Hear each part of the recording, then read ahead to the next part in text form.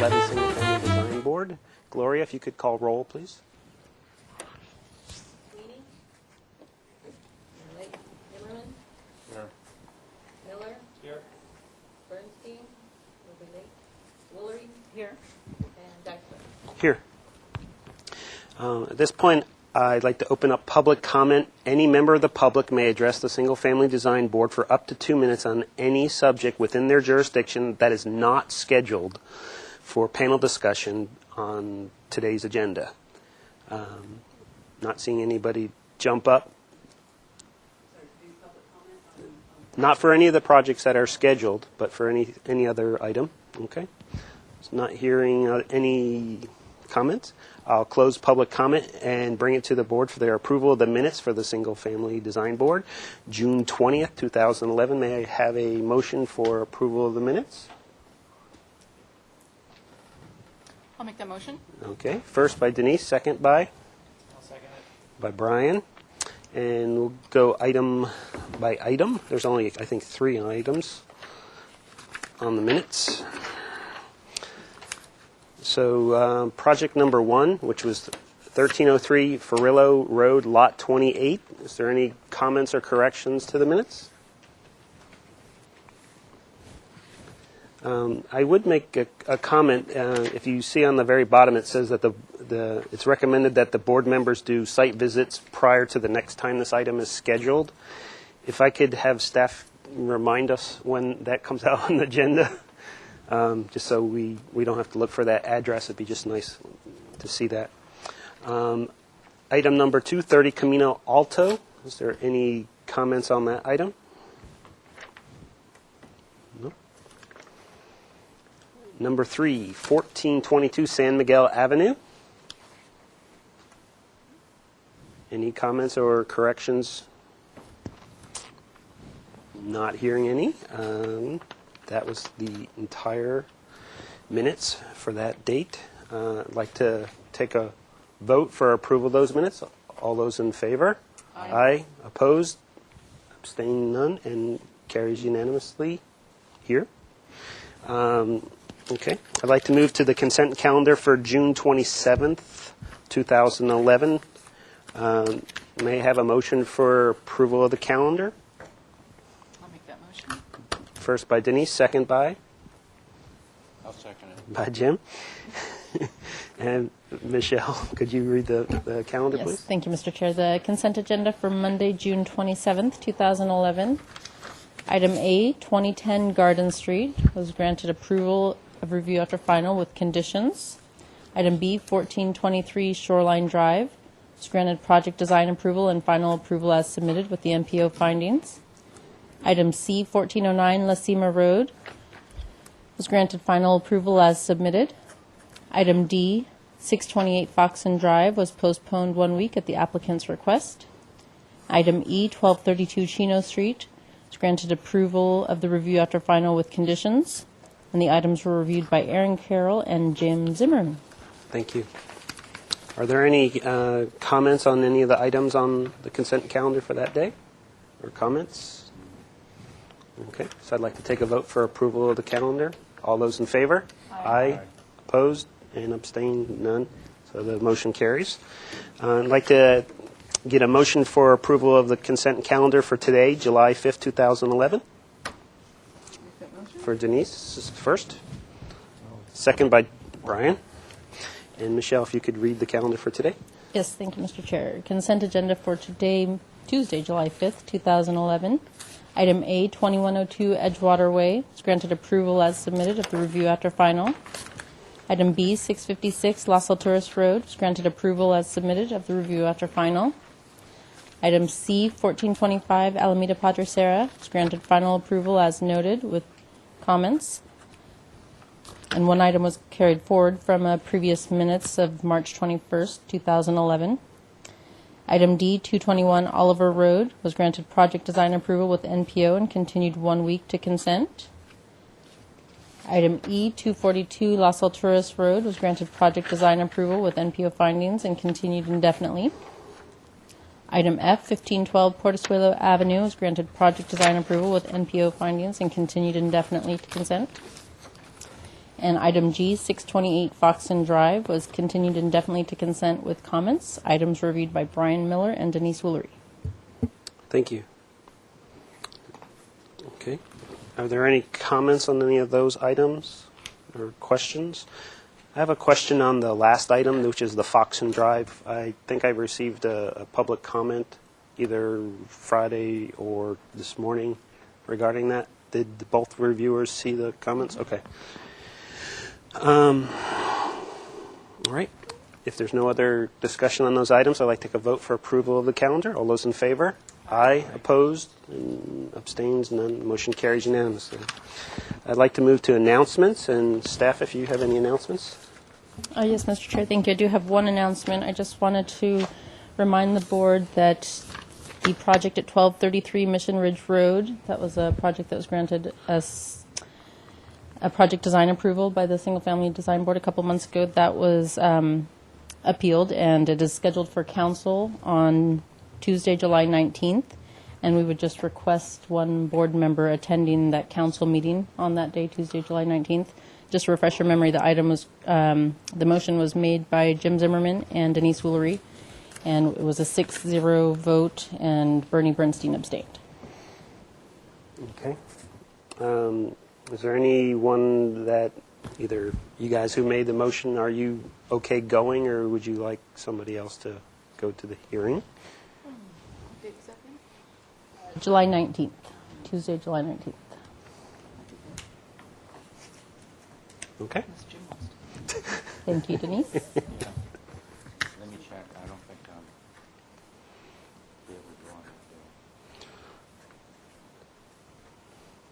So right now we'll have it as Denise. If Denise, you run into some issue, just let me know ahead of time, and we'll make some adjustments somehow. No other announcements? Okay. And subcommittee reports. We don't have any subcommittees at this point, so at this point I'll go to the regular agenda and go to item number 1, 860 Jimeno Road. Is the applicant here for that project? Okay, we're checking. We're right on schedule, so.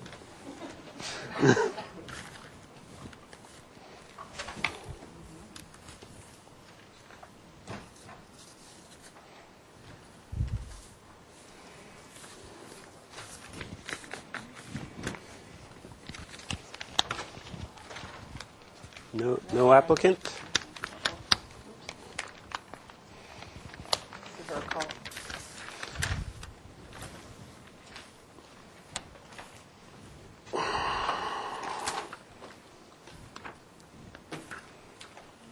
So this item was scheduled for, it looks like a 45-minute review. And I see we have our staff planner here. So there must have been some complications, or at least there's a lot of explaining to be done.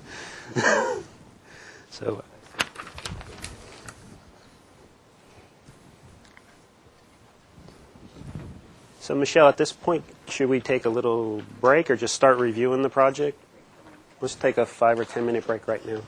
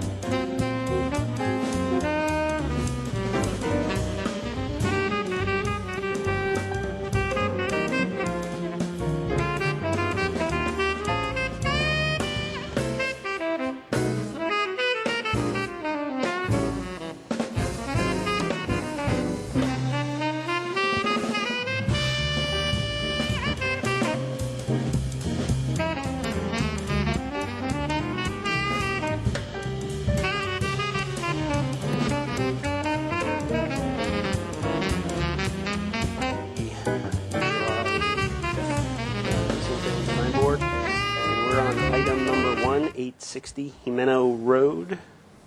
At this point, I think it's probably best if we read the minutes from the previous meeting. Okay. Previous meeting, oops, sorry. Date of the previous meeting was 5/10/2010. We start out with the following straw vote. A straw vote was taken. Is the architectural style of the proposed garage acceptable? And it was 4-3. In favor? Yes. Well, first numbers in favor. Motion, continued indefinitely to the staff hearing officer with the following comments. reduce the garage length to 20 feet 8 inches, keeping the rear wall at a distance of 19 feet 10 inches from the property line to move the garage toward the east further away from the oak tree. The garage architecture is generally acceptable to a majority of the board. Comments 1, 2, 3, 4, and 7 from the meeting of 3/16/2009 were carried forward. Number 1 being the lot line adjustment is supportable as presented. 2, the Hammerhead driveway turnaround is approved as noted on plans to be no wider than 14 feet. 3, remove the decomposed granite under the oak tree by hand and replace with bark and several large boulders. An arborist is to approve the bark and boulder proposal. 4, plant a small tree in the small triangular planter. 7, show irrigation to the rosemary shrubs. Then item 4, eliminate the landscape planter along the stone wall. 5, an arborist is to study the proposed garage location in relation to the downhill oak tree root structure and provide protective measures. That's the minutes. Mr. Chair, Yes. I am Suzanne Regal, case planner for this project. Thank you for And coming. I wanted to go over some points that have happened since your last review.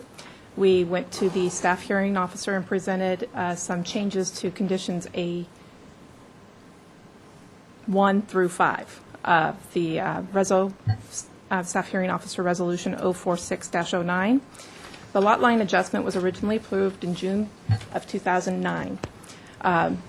It really restricted the maneuverability of vehicles in what we are calling a turnaround on the project. That was not acceptable to the applicant team. They requested some changes, which resulted in changing conditions A1 through 5, and we went back to the staff hearing officer. At that hearing, we did have Duke McPherson. We did have Jim Austin, fire inspector for the city, Todd and Melanie Drebo, Rochelle, and their attorney, Kathleen Weinheimer. We did come to some agreements on changes to conditions. I did give you a copy of the memorandum, but basically what has occurred is there is a portion of the setback, about 14 feet wide, that is allowed to be used for maneuvering of cars. All other portions in the setback would be left in like a planter bed, but it be mulched. The rest of the turnaround area could remain decomposed granite. There is some monitoring of the large oak tree that is at the northerly property line. The tree is actually on 860 Jimeno's property. They are monitoring that with arborist reports prepared by Duke McPherson. They submit the reports. If there is a decline in the health of the tree, Duke McPherson can at any time recommend that that turnaround area be further reduced, hand removal of the decomposed granite, and mulched at that time, or another alternative brought before this board if it warrants your review or requires a permit. What else? The lot line adjustment was set to expire this year, and we are going back to staff hearing officer on July 13th for the time extension request. They submitted in time to continue on, so we are here for comments before we return. There are two components to this project. There's some exterior alterations that were originally approved. On 860 Jimeno, there were window and door changes to the lower floor. If you wish, as a result at the end of this day, to approve those projects contingent on that time extension being approved for 860 Jimeno, we can take a separate motion for that. If not, we could take two separate motions so they can kind of separate at this point. The bigger issues seem to be with 1402 Grand Avenue and this garage and the turnaround. Okay. Do you have any questions for me? Maybe as we go through the process, we'll have some questions. All right, thank you. If you could introduce yourself and your presentation, please. Yeah, Rochelle Malin. I'm the designer for the project. I'm not sure. Some of you are newer people and faces to this process. The Drebo Cavas originally owned both properties here. The reason why Todd originally did the lot line adjustment, wanted to do it, was that he's a doctor, and people will drive, it's at the end of Grand Avenue, and people will drive all the way down to the end of it and get onto this. It's almost a 700-foot long driveway with no real backup space or turnaround space. And one time somebody with U-Haul thought it was a continuation of Grand Avenue, got there, he was directing them off. And because it's so narrow, he's trying to help them. He actually went off the side of the road, fell down, rolled down. This is, in some areas, a 34% incline. And he had 3 broken ribs, punctured lung, collapsed lung, and his forearm was shattered. He went through several reconstructive surgeries to the forearm, and it ended his medical practice. So was prior a very dangerous situation to try to maneuver. So it's a nice house on 5 acres with no garage, no carport, no turnaround space. So that was the impetus behind the lot line adjustment, and we've gotten through that, and getting the lender's approval is what took about 4 to 5 months with all the lending situation in the United States. The Yobs, which are the new owners for 860 Jimeno, we had to get a Wells Fargo approval. The 1402 didn't have a lender, but that's part of why there's a time extension needed with the lot line adjustment. Okay. So anyway, part of the conditions of approval became that if this is a new lot, when we adjust the land, it becomes in essence a new lot. So part of the compliance was to have covered parking. And then my client said, well, if we do covered parking, why don't I just do a garage rather than a carport? It would be a better enhancement to the property in the neighboring areas. And most everybody agreed. We also brought a lot of signatures in from neighbors in the surrounding area. So it converted from a carport to a garage. So this is what we have here. Now on the show officer here, what we asked for originally, that the last time we went to SFDB, they wanted us to reduce the length. We did reduce the length. It was originally 30 feet. We didn't reduce it to 20'8", which is a bare minimum legal interior dimension for parking. And part of that reasoning is, of course, this lot has a big drop-off. There's no place to store a bicycle or garden tools or anything like that. The Yobs who own this property also agreed that, yeah, it should be bigger than that, so that way they did have some storage, because otherwise their concern is, like most people, you'll end up using it for storage and not for parking cars. So we did reduce the garage by 3 feet, so it's 27 feet. It's no longer 30 feet. Also, Duke McPherson, the arborist, said that there really it's irrelevant as far as whether the garage is 7 feet shorter or 5 feet shorter as far as any impact. And the primary root zone to the oak tree, and the oak tree they're speaking about is located right here. This oak tree is primarily downhill, and it's really on an incline. He said a majority of that root system is going downhill. And we are not required to have caissons in the structure of this garage, so we're not drilling down or digging deep. So there's not going to be a dramatic infringement on that root system. So he felt it was really a non-issue as far as the length of the garage and the impact of the garage. So that's what we presented to the show officer. Like I said, we did reduce it, and we backed it off this property line a little bit. The setback is actually 10 feet, and we're at the closest 15 feet, the furthest 17.3 from that side property line. So we're well in clearance of a side setback. So that's what we have on that garage. And also, Duke McPherson, and when they're talking about the triangle that you mentioned, and this is going back quite a bit ago, it was a board member just made a kind of a random suggestion on trying to dress this up. But there's actually an oak tree located right here above the retaining wall on the 860 Jimeno property. And there's a couple of reasons. One, if a tree was planted here, you have the driveway coming up around this curve right here. It's not the best position for a tree. Also, this is a retaining wall, which is not a good thing for a tree also. And then it would be a competitive root system growth area for this existing oak. So the arborist recommended that nothing be planted there, and it's most certainly not a tree. Also, in this area here, this is the 14-foot hammerhead. We're back up in the setback that was allowed. We did comply with that. I believe that it was finally agreed. Transportation, there was a discussion with curbs or boulders, and I believe we all agreed on a curb, 6-inch parking curbs to be driven into the ground here, just to designate this mulch area, which would just basically be open area root system for water and such for the oak tree. So that was the final conclusion that everybody agreed on, and was agreed in the show officer hearing as well. And I believe that's pretty much where we stand. And as far as the differences, since this is originally, there was a complicated back history on permits and permits not being signed off that were applied for, were approved, etc. So this whole thing went in as one package.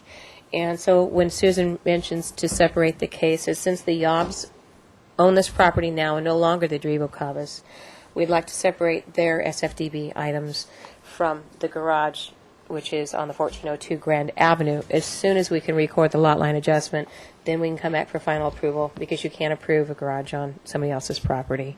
It's just kind of how it splits down at this point. So on dividing that, it's the understory that we'd like to take out a window, put French doors in, and add a window and a landing area to the 860 Jimeno property, and you'll see that on the last page here. And this is for the all-encompassing 1402 Grand Avenue, where we'd like to do an entrance gate 20 feet setback from the front setback off of Grand, so that way somebody doesn't come driving down there and get stuck at any point in time. So that this is where that garage would, gate would be proposed to be. This is what the gate is. The Allen block wall and rosemary and such were planted a long time ago, and was actually originally a part of another permit 5 to 6 years ago that went through SFDB. But since it was never finalized for whatever reason in the building department section, that's why this is on here.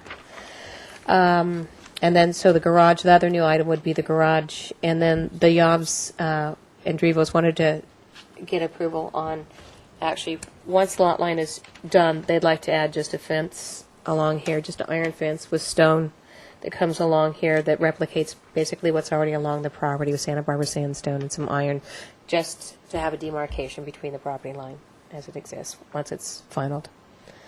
So that's what this gate here is, and the fence from this point to this point. After we get to here, this is actually a retaining wall that's about, it ranges from maybe 4 feet to 5.5 feet once it comes around the curve here that's already existing. So that's why this fence would be here, the gate here, and then this is a natural separation. Thank you. At this point, I'd like to open up public comment, and I have 2 slips, no particular order, but Patrick Corrigan, if you could have a seat right there, and we'll put a microphone on for you. And you have 2 minutes for your presentation. Good afternoon. Hello? My name is Patrick Corrigan, and I live at 836 Jimeno Road with my wife Betsy.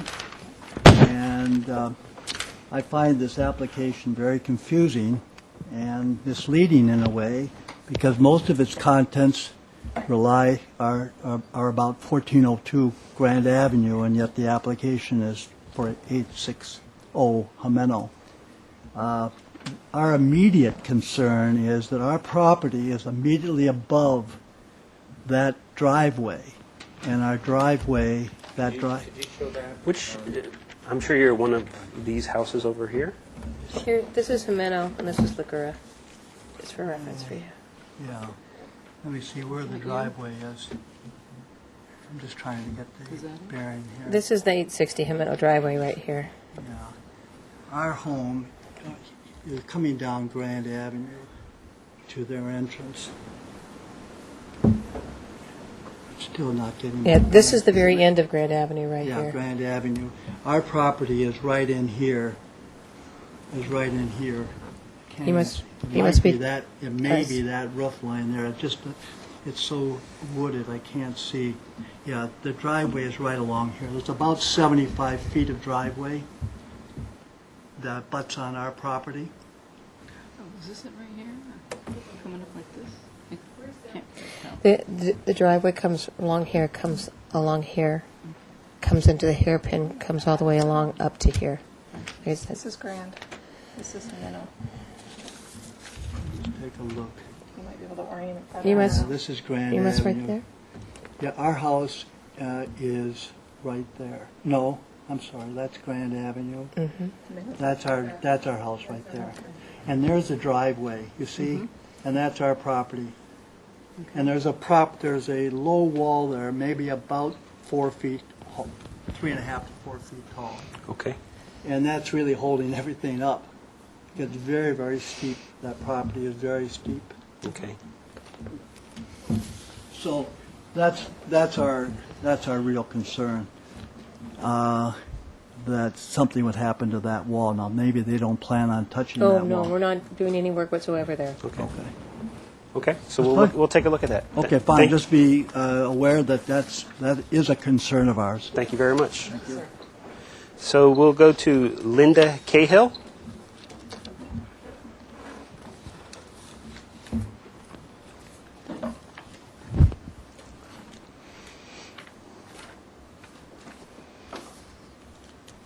Welcome. Thank you. Good afternoon, Mr. Chair and board members. My name is Linda Cahill. My husband and I reside at 810 Largura Place, and our property is contiguous to the applicant's property. So this is our home right here. Right here. So you're probably the closest affected. Yeah, we would absolutely Okay. be the closest. Anyway, what I want to make you aware of is that less than a year ago, there was a judge's ruling on the matter of 1402 Grand and the gross designed intentional zoning violation. The property is zoned as a single-family residence, but has been used as a hotel in the excess of 4 years before the city took the applicant to court. The applicant has had benefited by several $100,000 in revenue at the expense of the neighbors' health, wealth, and safety. My husband and I observed their short-term stay clients throwing cigarette butts into the canyon, and we are an established high fire hazard zone. I guess the question is why the application is even being considered when it is shown that the applicant has no regard for the rules and laws of the city of Santa Barbara and shows no regard for the welfare of the neighbors. And contrary to what Rochelle said here, we have not been notified about this project, and our signature was never requested, and there's never been any, good neighbor policy here. If you do the proper study of the files at 1402, and assuming that the following information has not been removed from it, you will find that the removal of a very old sandstone wall and reconfiguring it by building a new wall to provide parking area under the drip line of this prominent oak tree that you've been discussing. Actually, I have some pictures here, or drawings I want to show you, because it was quoted as being existing, but the wall used to go along the property line, and this was a previous owner application, but it shows that it was the stone wall and the shape of it and where it was located. That's the lower, I guess. I just have pictures. This is what the wall looks like now. This is a picture I took from their for sale listing, because apparently the property is for sale, showing that area. So Ms. Cahill, we've seen most of all of this Have information you seen before. this? No, this one is actually a picture That of was the wall. also that existed investigated in by the Hold on, city. please. Let her Okay, talk. that picture, that last one I gave you, I'm sorry, my printer ran out of black ink, but that actually showed the wall. I just want to existed make sure before. that we, because You your do time is understand? run Okay. out, that we hear any new items that we Okay. probably haven't heard before. Okay, well, I don't know who's new, who isn't here, because I haven't done this before. So, anyway, okay, my main point I want to get into, too, is that trying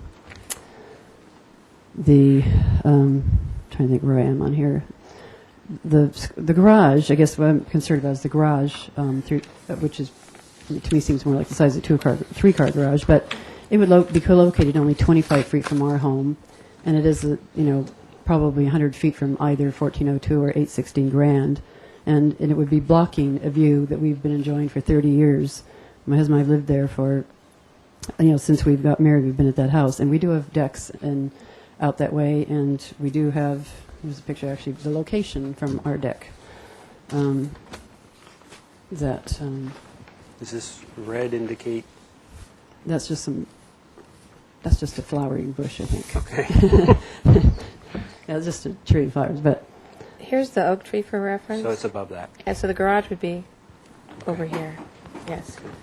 yeah. So anyway, but and the other thing is, anyway, but just the size, bulk, and scale of that, we would be looking right at it, and reading this view that we've been enjoying for all these years, and also that we have observed when the renters are coming in, they're very noisy, and that is only 25. That garage is only 25 feet from our bedroom, and they're coming and going well into the night, and of course they're loud and having a good time because they're on vacation.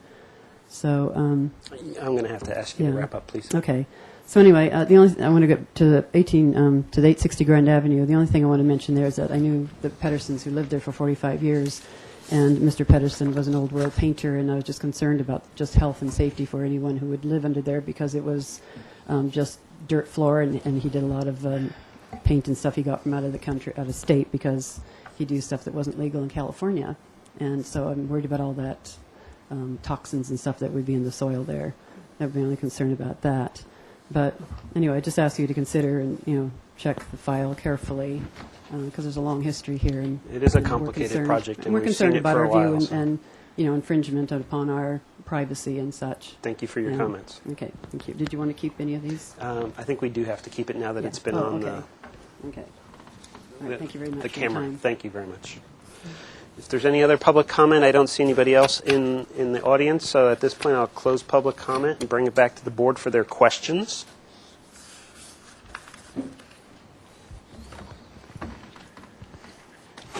No questions? I have a question. Yes, Jim? On the relocating the property line, that was relocated to provide the driveway going up? To provide enough room to create a turnaround space for, instead of having to... Where is that? If you look at the site plan on the cover here, you'll see what the original driveway was. And it was, originally, there was no stone wall, there was a hedge that came into here that finished that teardrop space off right here. So you'd have to back all the way down. There's a little bit of a turnout right here. You see this, what I call this, like a crotch type area. I personally, whenever I visit the site, I've done work for the Drivos for 6 years on this when they first purchased it, which it was pretty much condemned at the point when they purchased it. I personally would park right here and walk all the way up to the property. So the lot line has, the main area is right here in this teardrop area in order, because it's the flattest area in order to create an area to maneuver and turn around so you could head back down that driveway. And then it's also, this happens to be an orchard area here where the garage is going. There's some existing citrus trees, which the fire department said actually is a positive thing to take a few of those out for fire issues. And this is another driveway here? This is the 860 860 Jimeno Road property. This is how they get into their property. The Drivos have to come all the way from Grand Avenue and go all the way right up to here in order to get to the house, almost 700 feet. Now, when they sold the 860 Jimeno property, they did write in an easement, have it legally recorded, and decided that this is an emergency easement for fire, utilities, and trucks. So the fire department said point blank, we'll never come down this, not and they will come straight through here, and this is a straight shot through. And so there is an easement for emergency access to this space here. Otherwise, this is an existing connecting pavement. You can kind of see a little bit on the aerial. From here to here, this existing connects right there, because originally this was one property, and the Jimeno house had to come all the way from Grand Avenue to get to the house.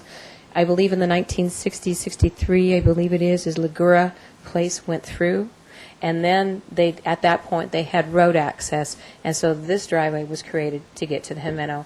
And this was never used again for the Jimeno property. It was only used for the Grand Avenue property, which had gone through a lot split probably 20 years before that.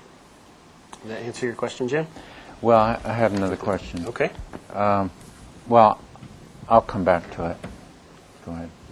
And also, I would like to address something that was made, that the Drivos have not been using this for a vacation rental for over a year. There was a legal contract that was drawn up by the city attorney and their own attorney that was agreed to over a year ago. There has not been any vacation rentals done there. And they were in the price point range. I would say that they didn't have wild party crazy animals when they did have it as vacation rentals previous to that. Okay. Let's just Okay. leave it at that. All right. Brian, any questions? Yeah, Mayor, please, I apologize, clarify exactly what the lot line adjustments occurred. If you see the bright citron colored, that is the old property boundary, and also over to here. The black is where the new, so it's coming from here Yeah. and moving up to here. I see. And the advantage to that is? The advantage to that is that now they have enough space to be able to turn a vehicle around. Before, they really only had maybe 17 feet in width at the widest point, and it was at this concrete parking pad, which is kind of cantilevered And Where's there's a sharp that on drop. here? It is, actually, it's right, I'm sorry, it's right in here. We flip over to this page. It'll show you a little bit better. This is the original 2 parking pads, and there was a tall hedge, and I believe they're in the file. There's a picture of the previous. There you go. That shows you the width there. The water line Yeah, is yeah, the where water. the old property line was. This is where the old property line was, and it curved around, which is this curve here. And this tall hedge, this came all the way down to here and wrapped around this hedge right here. So that's what my client originally had removed, was this hedge that went all the way around here. And so at this point, you can see that there wasn't enough space to maneuver and turn around, and so that's why it was. So you push that back. So we push this up here, so there's maneuvering And space. he owns both properties. He did at the time when he started this lot line adjustment. I see. Correct. So he sold the smaller property. He sold the smaller property. Joseph and Josephine Yob are the owners of it, and they are on board and actually were at the SFDB in the show hearing in support of this. And they purchased it with the knowledge that the lot line was applied for and was going through. And that actually, Joe and Josephine had when the board had said something about reducing the size of the garage because they were they made that recommendation based on the concern of the oak tree. And Joe's like, well, I don't want them to store their junk outside, so I'd like them to have it a little bit bigger. And so anyway, so that's where we are on that. But this way, it allows for back out space and turnaround and maneuvering space. Thank you. Now, exactly where is this garage on that property? It's Guys, right here. If I look at the site page. If you see where the white is, you can see the concrete makes it pretty obvious right in here. Yeah. The garage is going to be right here. We're going to be just overlaying just a tiny bit of that concrete, and so we placed right here. Okay. And also part of the recommendation is to be able to push it back a little bit to keep it away from this oak tree, which is, the root system's more up here, where this oak tree goes, its root system goes down because there's a dramatic incline there. Okay, now with that photograph that the neighbor had of the oak tree you pointed out, Mm-hmm. what was that? I believe there may be in the file some photographs of the Cahill property as well. Yeah, they have. This is a very narrow deck on their top floor, Same one. and Right here? that's right here. Right here is the master walk-in closet. Their actually bedroom is in the middle of the structure. That one you were talking about. That helps. There you go. You can see it a little bit. Down to the See that the narrow deck right here. Yeah. And actually, their walk-in closet is on this side, and then 2 bathrooms go down the whole side of this side of the house. So they have a walk-in closet and 2 bathrooms that are on the view. So the only place that they view this is when they're on this approximately, I think it's about a 7-foot deep deck on the second floor. But their living room is on the opposite side over here. So that's their main view, and they have big picture windows over onto this corner that view out here. And like I said, in this photograph here, if I were to orient this, the garage would actually be going right in here. So they have obscured glass windows in their bathrooms, I guess, so the only view that they would lose is by looking out the bathroom windows if they actually open the window. But the garage is very low, as you see it in height, and the view is much further up on the horizon rather than immediately down below them. Thank you. Denise, any questions? No, I understand. Jim, you have another question? Well, I have another question. You said the garage is very low, and it's going here.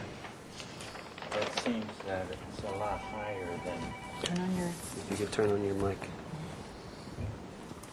Yeah, there's the connecting finger between Jimeno and the Grand Avenue property. Here's the earthwork. There's a lemon tree right there. There's another orange tree right there. So this is the ground level below. So you're cutting into that? We're cutting in just slightly into the earth. Yes, just to accommodate the grade. It's about less than a 10% grade right in there. Okay. Comment now or question? I have a comment. Did you consider putting the garage in this area right here? In this area? No, we can't because this is the emergency access for the fire department. This is an existing paved connection. There's actually a gate here, right here at the bottom right here is where there's an existing gate. This is existing paved. Like I said, back in the day, the How Jimeno about, used to come up how here. about in here? Because that's right smack on top of the oak tree root zone. Oh, wait, they would, yeah. So Jim, this applicant has been in front of the board several Yeah. times over the years. The last time it was presented as a garage in this general vicinity, the comments from the minutes were based on that location, and even the planning commission resolution, I'm Okay. guessing, is based on that location. So I'm not sure we should relocate Yeah. the garage at this Okay. point. Yeah, we wouldn't, it would be the worst recommendation from the arborist, from the show officer, from transportation, et cetera. So, again, additional comments for the applicant? Yes, Denise. Mr. Chair, if I may.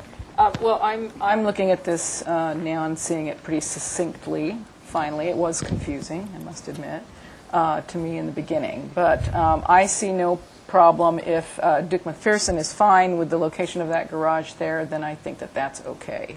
I would give that positive comments personally.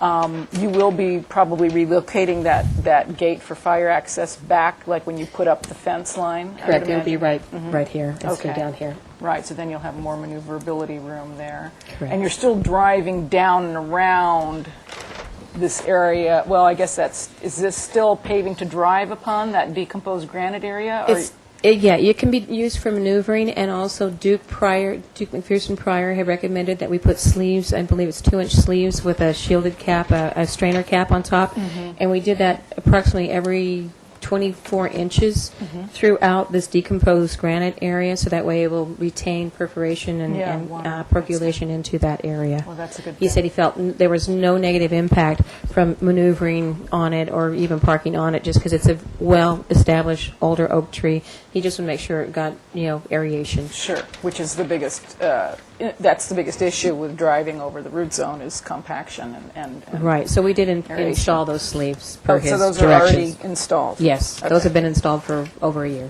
Okay, well, I'm of the opinion that this is ready to move on. Okay. Brian, any comments?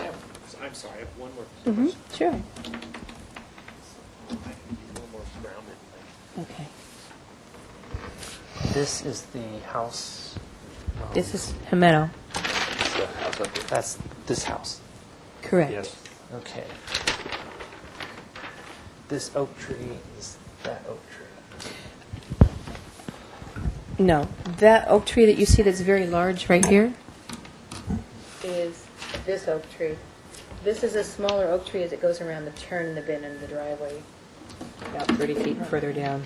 Oh, no, it'd be down the other way. Yeah, it'd be kind of, it would actually be hidden, like, it may be actually this right here. You see it peeking behind the large one? Back here, maybe that one right there. Okay. And that's above the this retaining wall at this corner is probably about 6 feet in height, because this is where this raises in elevation. So the garage is going to be kind of right in here. Yes. Okay. Are you ready for comment, Brian? Or just still thinking? Yeah, I, based on the neighbor's concern, I wanted to make sure I was really clear about what the impact of the views are, but I don't think there is really a blockage of the views. No, And I think this is a very complicated situation. I could support it. I think it's... thank you. Mr. Chair? Yes, Denise. Would you be, I'm just thinking of a way that, I mean, I wouldn't want to stand on that deck and look at the garage myself either, but would you be amenable to some kind of shrubbery that could be on that side of the neighbor to obscure the garage from her view? That's fine. That's not a problem. I was going to suggest Well, something yes. like that along That's what I would down think, is the some road, real but- good, like Carolina cherry that gets nice and tall and Yeah, 'cause if So that be right in here? Yes. Back in here? Yes, we can do that. That's not a problem. Yeah, and if you'll notice, we're dug into the soil about 2.5 feet. So this portion of the garage is actually recessed much further down. And like I said, if you have that type of view and sunset's over here from their deck, I don't know that I'd be looking down at the turn around looking like this down at the ground through the orchard back into this area and then at that house there.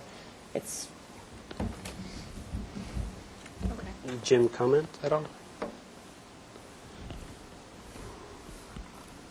Yeah, I can support it. I don't see Okay. The landscaping, I think, work with the neighbor. Okay.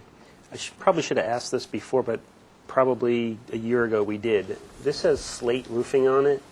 It's a stucco building. This relates to this lower building in style. The lower building actually has it's a flat roof right now with a comp.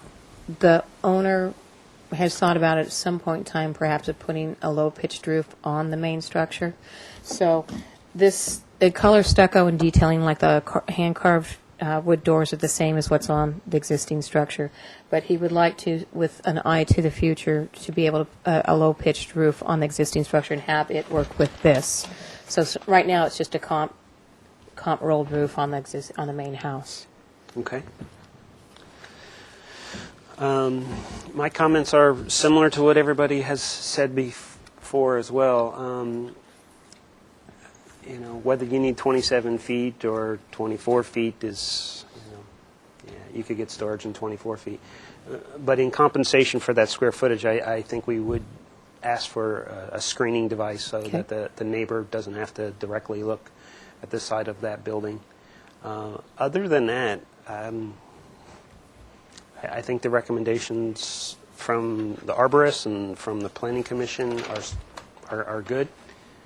So I think the project is ready. We're in comments only still, it looks like. Mr. Chair, Yes. if you are ready to approve 860 Jimeno, you can take a separate action We haven't even talked about that. Yeah, to approve that contingent on the lot line adjustment having a time extension granted on July 13th. Do I need a motion for breaking these two apart? Yes, we're going to do two separate motions if you're ready to do that. Okay. As far as 1402 Grand, you can't approve the garage To the lot. until we have the lot line adjustment time extension granted, because it's on a different property. Okay, so I need some sort of motion for separating the two projects. No. You can just take a motion on each one individually. So a motion for 860. Does everybody understand what's happening on 860? No, they have not seen Yeah, you guys probably haven't even seen it. So here's the picture of that. No, No. this is It's window and door changes. Yeah. So this is the upper line, and this has been reviewed Yes, it has. several times in Yeah, front of this was consent, already full approved. board, and from what I see, it hasn't changed. No, it has not. So it's already been approved. So, yeah, well, Yes, this is the existing window that's right here on the understory. Yeah. And we want to take it out and put a pair of French doors into it. And just around the corner on the garage side, as you see right here, just around right here, we want to put a little window in there. And that was it. That's it. and I That's think, it. yeah, there wasn't a whole lot of conversation about that the last time it was here, and I don't assume we'll have a whole lot. So I'd like to hear a motion for can we make approval? Or just a motion for project design approval? Project design approval for 860. Yes, Mr. Chair, I'd like to make that motion. I would like to grant project design approval for 860 Jimeno and the window changes that we have seen. Depending on the time extension approval. And this is just project design approval? Project design I mean, we've already looked at the colors and the matching, so It's to match existing, correct? Yes, It could- correct. Correct. it could be project and final? So we could give this final? I would like to give it final. then. Okay. Project design approval and final on Making NPO 860 findings? Jimeno. Making NPO findings for neighborhood compatibility, quality of materials, and Is there a second to that motion? Okay, second by Jim. Any more discussion on the 860? Okay, take a vote. All those in favor? Aye. Opposed? Motion carries unanimously. Then we need another motion for lot line adjustment. It would be a continuance with your comments to the show for the time extension. So If we- you're ready to I don't know, can they forward this to consent? Yes. so I'd like to make that motion, Mr. Chair. You might have to repeat it, but For, feed me the address here, for 1402 Grand Avenue, contingent upon the approval of the lot line adjustment, We would like to Comments? make positive comments on the location and size of the proposed garage structure and the turnaround, and the turnaround hammerhead and the fence line that is proposed and gate for fire access, as well as the entry gates down below near Grand Avenue. Have I missed something? We'll get there. Well, second to the motion? Second. In the description, we also included the as-built Allen block wall Right. that didn't get signed off on the building permit. Right, and also approval of the Allen block walls. Positive comment. Positive comments, excuse me. We get a first, second discussion. I think we need to add some screening language there. Our positive comments are contingent upon the screening of the garage from the uphill neighbor. So the applicant would be providing some Providing sort of some sort of, landscaping information. Yeah, landscape information as it goes to, before it goes to consent. Okay. For final approval. What is the overall height of the garage? I forget. The overall height maximum is It says 12.1. 12.1? Okay. Okay. 12.1 to the front and the peak. The neighbor's concern is that it just doesn't exceed, the shrubbery doesn't exceed the height of the garage. I don't know if you want to add that to the motion, but that was their concern. Certain. Screening. The added shrubbery that will be placed on the uphill side toward the neighbor on, what's the street name? Ligura. Shall not be higher than the height of the garage structure. Okay. Any additional comments to that motion? Okay, so let's take a vote. All those in favor? Aye. Opposed? And abstained. Motion carries unanimously. Thank you. Thank you. Very much. Thank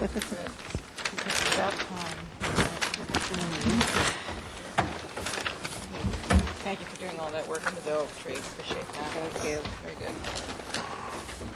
All good with this. So we're going to move to a new item, which is 1020 Placido Avenue. I'm going to read the project description. A proposal for alterations to an existing two-story, 2,271 square foot single-family residence to be converted to a congregate care facility. The exterior alterations include a new accessible parking space, accessible ramp, stairs, trash enclosure deck, French doors, and site walls exceeding 3.5 feet in the front yard. The project requires staff hearing, officer review of a performance standard permit to allow the use of a congregate care facility, and the requested zoning modification to allow an unscreened parking space to be located within the remaining front yard. This is a comments only, and it requires environmental assessment and staff hearing, officer review. Welcome. If you could give your name, please. Thank you. Christine Perone, architect. Skip Samansky with the Housing Authority, City of Santa Barbara. Welcome. And I would note that the Housing Authority is the new owner. The owner listed here is not correct. She's the prior owner. Yes, so this is do you have the photos? I think it might be best if I kind of give you some site context, and then we'll explain a little bit about the facility and then the changes. I think they're here. So here's the site. It's on Placido is a small, almost alley-like road that goes between, I think it's like Figueroa and Carrillo. It doesn't. No, it's Castillo. Yeah, and here's the site. Site right here. There's a large apartment complex across the street, and kind of the backs of lots along the alleyway. So here's the house that we're looking at. It's a two-story single-family structure right now, and it currently has a kind of de facto parking on the side and the front there. This is a view down the Placido, looking back towards Figueroa and looking the other direction. Here's across the street, and here's the gate to the parking. And this guy is right next door to us is a parking lot. And then on the other side is, I think it does have a house back here, but you can see it's largely open and just a fenced backyard there. And then I did bring these photos as well. I didn't bring you some backyard photos. As you can see, it's a real deep backyard. There's 2 beautiful trees in it. And this guy, on a cloudy day, is looking over here at this back of this house. Here's looking at the corner. There's an existing shed here in the corner of the backyard, looking kind of straight back this way. This house is that bright blue one. And then again, looking this way, you can see that house, and just clipping a little bit of this guy right here. You can see a very heavily vegetated, very private backyard space. So the facility that's being proposed here is going to be run by CADA. That's the Council on Alcoholism and Drug Abuse. And it's their residential detox facility that we're relocating here. And it's up to 12 clients, and they'll stay there about 2 weeks. It's kind of the basic of the facility. So all of our changes that were, did you want to? So all of our changes are addressing the accessibility concerns for the site. So what we are seeing here is in that front, we do need to provide 1 handicap accessible parking space. The 2-car garage won't accommodate it because of the head clearances and other clearances, so we are going to be proposing it here in the front. We also need a new ramp. We'll be tearing out the existing stair and doing a new ramp. We did study a number of different options with that, initially thinking we would just do 1 long run, simple run, but there's not enough run for the rise. And then also a switchback was studied, but again, not enough run for the rise. So really this is just the fallout position of this is what works for the project, is to do an L shape, and then that lets us have the handicap parking space. We are proposing some enclosed trash to get control of our trash there. And we haven't really indicated any kind of paving here, but it's as minimal as we can with the hardscape. So there's enough here for pedestrian access, and then the driveway to the parking space there, and just through connection to the existing driveway.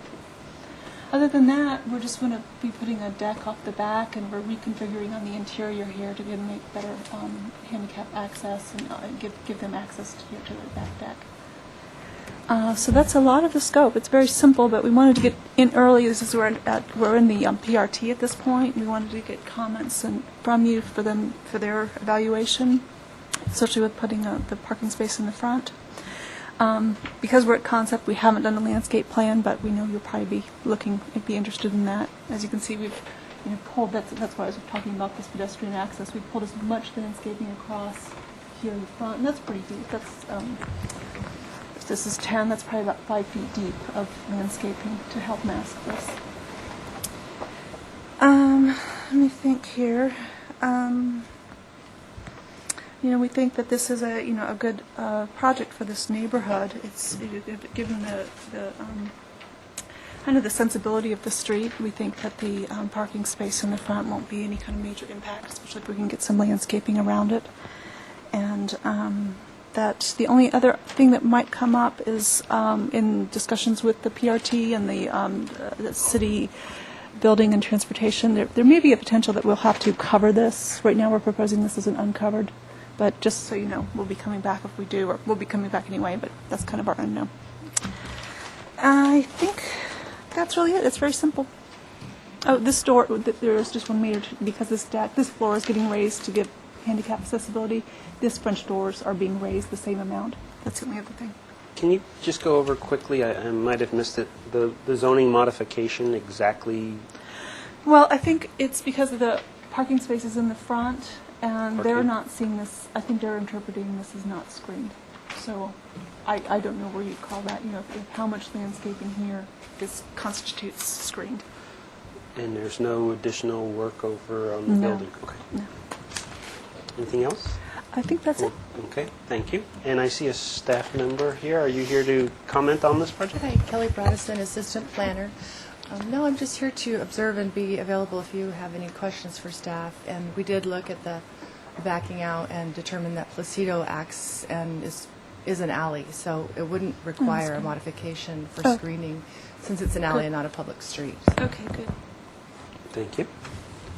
No additional staff comments. I'll I'll open up public comment. I don't have any slips from anybody in the audience. Oh, maybe. Is this for this project? Nope. Placido. All right. Thank you. So there's a Jim Heaton. Is there a Jim Heaton here? In the back, outside there? You're not Jim? No. Oh, Should I just read his comments? Yeah, okay. He's neither opposed or in favor. And it says, concerned about traffic with constant turnover of 14-day program and parking half spaces per bed, 1/2 space per bed, screening from neighbors, both single-family houses, and should also be considered including bamboo as suggested by City Council. That was his comments. And this is Jim Heaton. Is this If I can comment. okay? I believe it is one of the neighbors, and he may. He's he at lives- 309 West Figueroa. Yeah, it's one of these houses along here.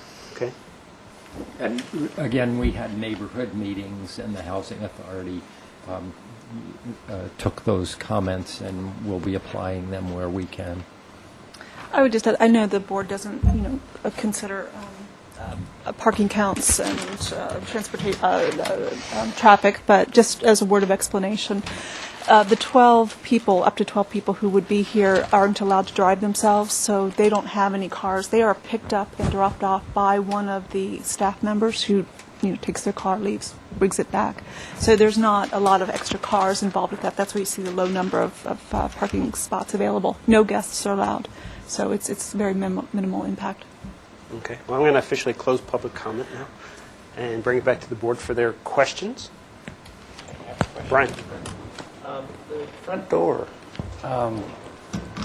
no porch, no kind of porch. No cover. It doesn't have one now. We weren't altering that.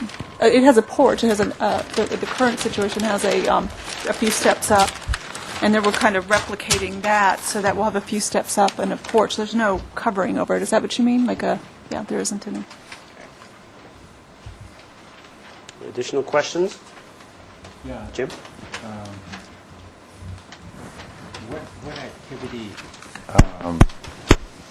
What activities do you have planned? I mean, do you have something that's going to be going on in the backyard or in the deck area? Or is this the only outside area right here is where this deck is? No, I think you can see. I'm sorry they're dark, but it's a very large, very screened existing backyard. All of that space back there is a backyard. So, Jim, maybe I'm going to read into your comments or question. The person that's going to be here is just going to be living here. There's not going to be any other activities. There's no. Yeah, that's correct. CADA, the operators of the program that will be at this property, it's our understanding that if the individuals will be having activities, they will be taken in a van off-site for their activities. As far as I understand, they're generally to be confined within the house. I'm sure they'll be permitted to be outside at some point, but neighbors have expressed some concern about those activities, and again, we'll keep those activities to a minimum to reduce any impact on the neighbors. I did want to comment, it's a beautiful backyard. It's a nice open space, but again, program activities, as far as I understand, will be kept to a minimum. Is there a perimeter fence? Yes, again, it's just so heavily screened. You can kind of see it a bit in here. It's already in place. Okay. All right. Any additional questions? Denise? No? So we'll move to comments. Yes, Brian. Is there something? Why is this? The possibility of some kind of porch, I think, would Little lend covered. more of a residential feel to it. I think that would kind of look nice. It's kind of strange to see a front door without some kind of protection. And in the back, have you in this? What's the material being made of the? Right now, it shows a bit on the elevations. It's a wood picket, wood framed deck. Very simple. You can kind of Oh, I it see. over here, yeah. Is it possible to possibly even do a trellis element above that as well? I don't think it makes sense. It doesn't get much sun there. It's one of those things that wouldn't do much for anybody. And there's I mean, you have to see these trees there. There's an amazingly huge canopy of beautiful trees. canopy tree. It feels so good to just be under the tree. Okay, I'll accept that. I mean, here's that's the tree. Okay. That gives you an idea how big it is. Yeah. Okay. I'm interested in some of Denise's comments about, I mean, I know the landscaping's not developed, and the idea of, again, some sort of hedging or screening here would be great, even though it doesn't sound like it's even a requirement at this point. And then also from your sketch, some sort of viney things or something, because there's not much land there. If I might comment, Yes. there's vegetation already from the front all the way to the back, and in fact, on all three corners, there's fence and vegetation. This was heavily planted and grown over with morning glory. We cut it back because it encroached so much, but it's still there. Yeah, this section. We cut this back, so it's probably was about 5 to 6 feet wide. Now it's closer to 3 feet wide with the vegetation. So that's existing. And this is just a trash enclosure that's got minimal height walls on it. Yeah. Again, a chance to screen it from the front here. Okay. I'll make a comment that, these walls really, I think, are nice. They integrate with the shingles style of the architecture. Maybe some more on the back would be good if you could make that work. Okay, it's a little heavy myself. But that's just on the back side. But I find it a positive project. Yeah, I'd like to make a motion for... Can we give them concept No, approval? we're only in comments, so we're Only giving comments. comments to the staff hearing officer. And I'm very appreciative for, meeting with the neighbors. And I think it'd be a good project. Thank you. Do we have to comment on the performance standard permit at all? I think you're only coming on, I believe, the aesthetics, so if you're fine with the minimum proposed work, then I would just comment on that. Okay. How do you feel about the porch? I think that's, a little covering over that front door would be nice. Yeah. I That's a mean, good comment. did you make a motion, Jim? Was that a motion? I made a motion. Okay. So I think, a cover over the front porch would be nice. Kind of identifies the entrance. and then the motion would be, again, comments to the staff hearing officer coming back to probably full board, depending on, probably consent. But that's up to you. And adding additional information of landscaping, obviously, when you come back. That's it. So, is there a second to that motion? I'll second that. Okay, and then additions to that motion, we have the covering over the front, landscaping information. I think it's a simple project. Returning to consent. Okay, everybody understand the motion? Yes. Okay, so we'll take a vote. All those in favor? Aye. Opposed? And abstentions, nothing. The motion carries unanimously. Thank you.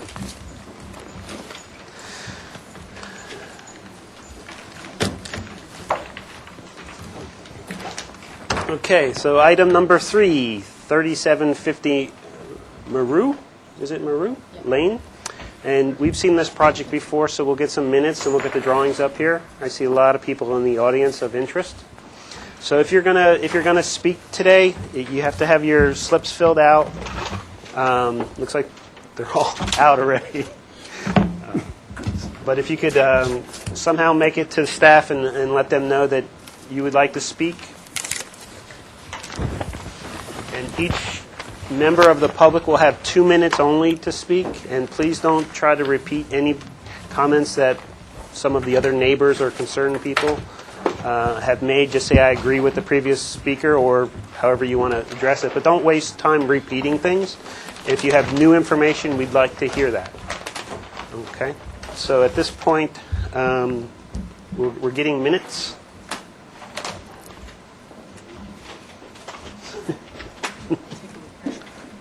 Okay.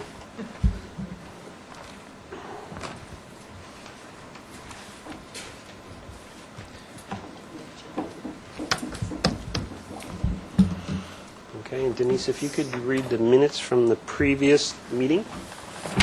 Okay. It would be 3/14/2011, concept review.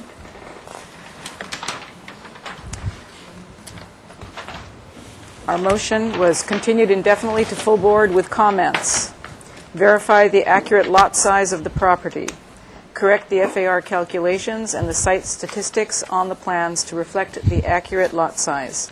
The applicant is to simplify the building mass. Study ways to break up the rear elevation. Study the window design. Consult with the creeks and building and safety divisions regarding appropriate creeks, setbacks, and flood control requirements for applicability of the proposed project. Return with a conceptual landscape plan. Okay, so those are comments from the last meeting. If you could introduce yourself.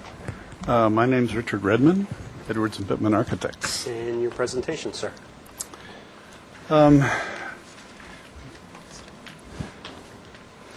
If you could introduce your owner. This is the owner, Terry Quinlan.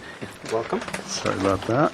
I might mention first that we took a hard look at the existing plan, although in its relationship to the neighbor. And what we did initially was move back this portion of the second floor, a total of about 8 feet in that direction, toward the middle of the house. And then basically we actually turned the house about 5 degrees to again get some additional space in here between us and the neighbor. The idea, I think, was, and I think some of the concern was, obviously, and this might help look at this. This is the existing mass at about 1/8" scale. I think that just about fits on there. So, and what we're proposing to do is actually keep the mass, obviously set back from the front elevation, back behind the garage. Put 2 bedrooms and a bath upstairs, plus a stairway and an elevator. This area here, we're trying to maintain open for a clear story that actually feeds the center of the house. And that's why we try to maintain this open space. I believe the neighbor is concerned about this particular window. We moved this window back quite a distance. It was pretty much out at this level. We gave them an opportunity, and I think that there's a possibility of putting some landscaping in here, trees, et cetera, to actually block off that lower view from their window so that they're not actually looking down into their pool area. We looked at the lot size and had a surveyor actually write us a letter, and we ended up about 3 square feet larger than what we had initially written on our drawings. We talked to flood control. They have no concern as long as we're out of this blue area that they've indicated here. The existing residence is this line here. This line actually delineates the former submission and shows the 5% twist. So as long as we're not any closer than what we are now, they weren't concerned about flood control or any kind of a basic floor elevation. I brought along some additional drawings that was requested by the city to kind of give you an idea of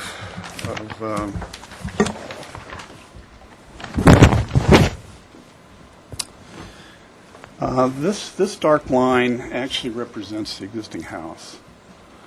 The line in red was the original submission that was done prior to the submission. In other words, the one that actually expired. No, I get that correct.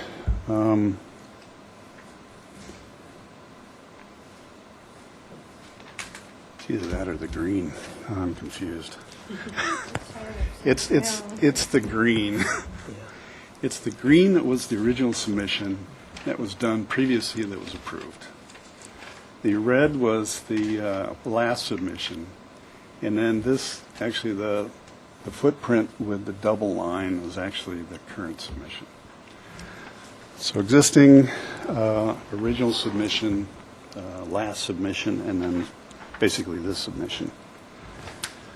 We took a look at one of the questions was, how does this relate to the old original drawings that were submitted? And I actually have two. This is actually a colored-in rendering of what was submitted previously. And what you can see behind here is the actual submission that we're making at this time. Basically, hard line? The hard line. So we basically kept with the similar. Obviously, this was kind of rough, and we have gone up a little bit taller. I think we're probably at 25 feet now. But you can see it has similar massing and everything what was there originally. Finally,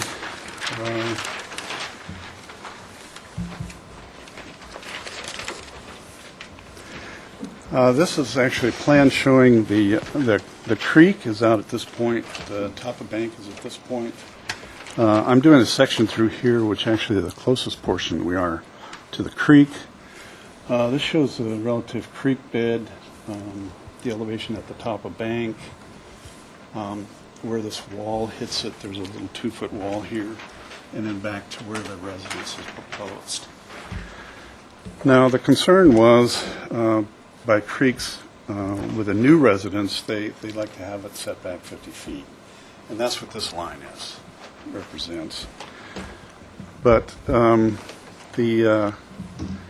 apparently, according to the city, they don't have a great concern if you're no closer than what was existing previously. So we're showing on here the existing, the dotted-in layout of the existing house and its relationship, and basically then what the new relationship is, and then taking this plan and actually turning it away from the creek so that it actually lines up on this setback, and that's the underlying one that actually has this texture on it. Just to give you an idea of what would happen if we actually rotated this back and shoved it against the property line. I think we got original plan. I think we have 18% of the floor plan actually sticks into this 50-foot. This proposed plan, I believe we are 23% of this floor plan is in this 50-foot setback. And then if we actually tilted this and turned it and moved it toward the property line, we'd be at 20%.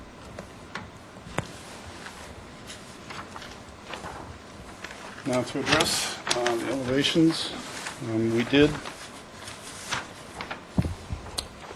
actually shorten up this second floor plan, and we actually popped this out to do something more interesting with this north elevation. Like it shows up here. We've actually shifted everything over this direction on this elevation, and repeated the shape with this little pop-out. Windows we simplified, and these elevations didn't really change except for actually back here where we actually reduced this a little bit, or extending this out past this elevation. That's basically it. All right. Thank you for your presentation. Is there any comments from staff before we go to public comment? Yes, thank you, Mr. Chair. I just wanted to advise the board, first off, that we are asking for comments only. I have a few staff recommendations. As Mr. Redmond explained during the presentation, the way Creeks reviews this project is they see it as a complete vacant property because it's a demo rebuild and then it's a new house. So therefore, Creeks' recommendation is that that you apply a 50-foot setback. This is a setback that's typically applied or by ordinance to the Mission Creek, and however, the Creeks Division makes a nexus to most creeks in the city, and that's therefore their recommendation for a 50-foot setback along this property. However, planning staff has applied the typical consideration looking at the existing footprint in relation to the proposed footprint, and is supportive of this project from an environmental review standpoint, given that in general the area of footprint is not getting closer to the creek. There is some areas where there's new development, and that's sort of a question that we're looking to the board to look at as far as site design and for the project as a new house on what would be considered a vacant property. In addition to that, there are some environmental review requirements, and part of that is we're asking for a recommendation to do a creek restoration plan. So a complete landscape plan for the site to acknowledge what's there now and how given that this is a complete demo rebuild, how that landscaping can be improved as part of this project. Thank you. At this point, I'm going to open up public comment, and I'm just going to call out the name of the top slip. They're in no particular order. And there's a chair there. We'll turn on the mic, and each person, again, will have 2 minutes to speak. And we're going to have to be pretty diligent with the 2 minutes. So we'll give you a couple seconds leeway. But the first speaker will be Carl Easter.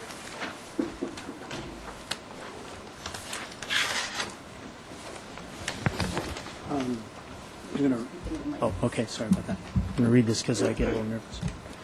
Okay, I'm the neighbor that lives right next door with the pool. Right here? Mm-hmm. Okay. We have made several attempts to set up a meeting with Mr. and Mrs. Quinlan in person and through mail. They have refused all our attempts for in-person contact. We want to dialogue with the Quinlans and be good neighbors. This project was not acceptable 2 years ago and is not acceptable now. We had a family health emergency 2 years ago which required all our attention and focus and kept us from addressing our grave concerns about this development.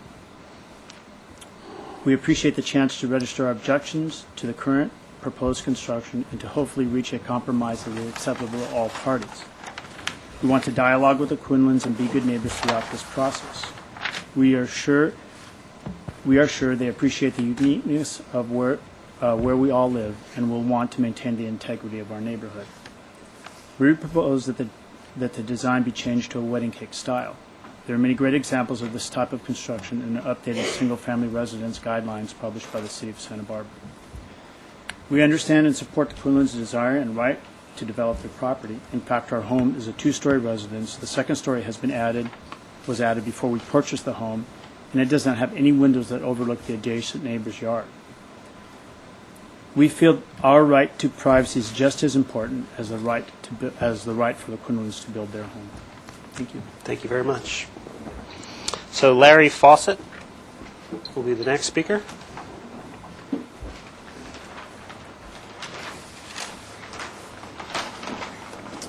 Good afternoon. My name is Larry Fawcett. My wife and I live at 3739 Maru Lane. By way of introduction, I'm a PhD biologist, and I worked for over 20 years for the County Flood Control District. I do not work for them anymore. I want to make that clear. I'm not here representing flood control. But my issues relate to the creek, my knowledge of the creek, and flood control issues. I couldn't really see from the drawing that you put up there exactly where that blue line was with regard to the house, and we can come back to that later. I did have a concern previously back in March when I addressed the board about the house potentially encroaching onto the flood control district's easement. I'm pretty sure they don't want you doing that. I was also concerned about the calculations for the FAR using the entire lot size when probably a third of the lot is in a flood control district easement. The setback that it sounds like your staff is addressing, but it also looks like there's still encroachment into the normal setback, and that's a concern from an erosion standpoint. Barger Canyon Creek is down cutting. It has done so repeatedly over the years and will do so again, and the erosion could threaten the structure. That's the main reason for setbacks. The other is to protect biological resources and to have some room for creeks to have a little bit of a life of their own as they go through an urban area. So I'm glad to hear that the Creeks Division has reviewed this now. That hadn't happened previously. I believe your city's floodplain manager would have also have looked at this with regard to setbacks and elevation.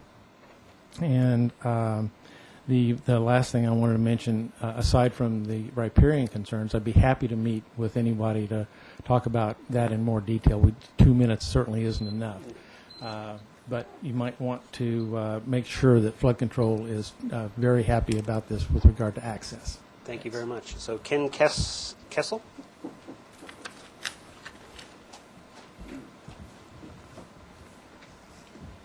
Good afternoon. My wife and I live at 722 Willow Glen Road, which is around the corner up the street from Millwood Lane.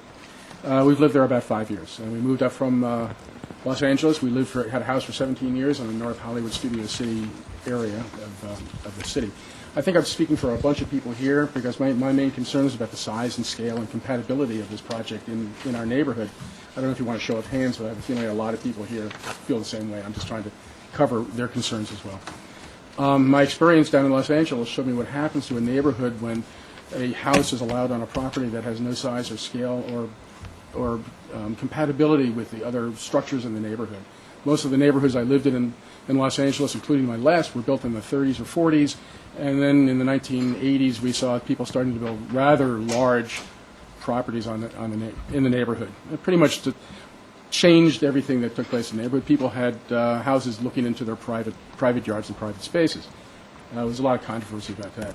My concern here is that if this is a precedent for our neighborhood. If we allow a project of this sort that I feel does not fit the neighborhood, who's to say that a property next door to mine might not someday come up for sale, and a potential buyer look at the property on Merrill Lane and say, hey, why not me? Why can't I build a two-story house and put up some overhanging balconies and so forth? That could easily happen in my immediate area as well as for the area for the other residents of the neighborhood. And that's basically my concern. So, thank you. Thank you very much. So there's Carrie Garner.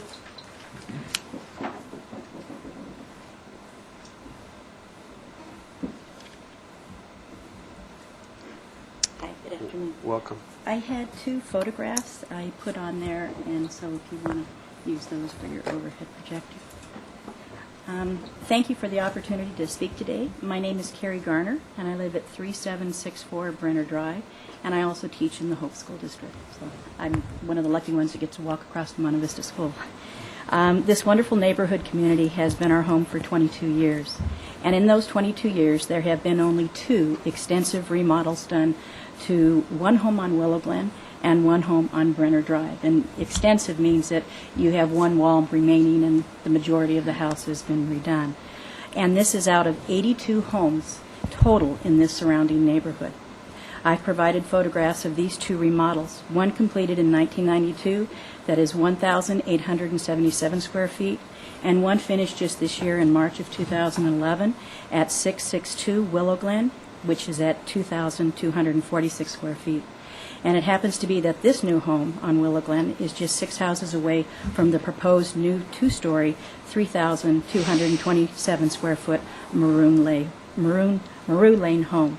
Both of these remodeled homes are compatible in scale, size, and style of architecture to the surrounding homes. My own 2,700 square foot home had a master suite addition done in 1984, before my family moved in, and I welcome new additions to our neighborhood. However, the Maroon Lane proposal is too big for our neighborhood as planned. Its large-scale design is not consistent with the homes around it. According to the Santa Barbara County Assessor's parcel map, this pie-shaped lot in the center of Maroon Lane cul-de-sac has the shortest frontage width, currently at 35 feet, of all the 82 homes previously mentioned. If these plans are approved, it will become not only the largest house in our 82-home neighborhood, it will also surpass in size all homes on the nearby streets of Foxen and Grove Lane, stretching about 1 mile from San Remo to Foothill. Thank you for your time and your consideration. I appreciate that. Thank you. Gloria Easter?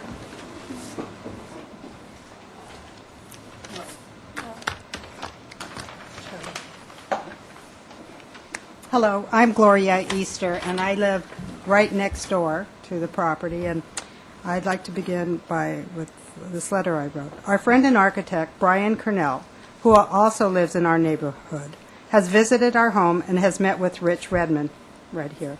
We thank Rich for his efforts to try and switch it, move it over a little bit, which on our side is 3 to 5 feet. But this would still not solve our privacy issues. In addition, our access to afternoon sunlight would be greatly diminished. Mr.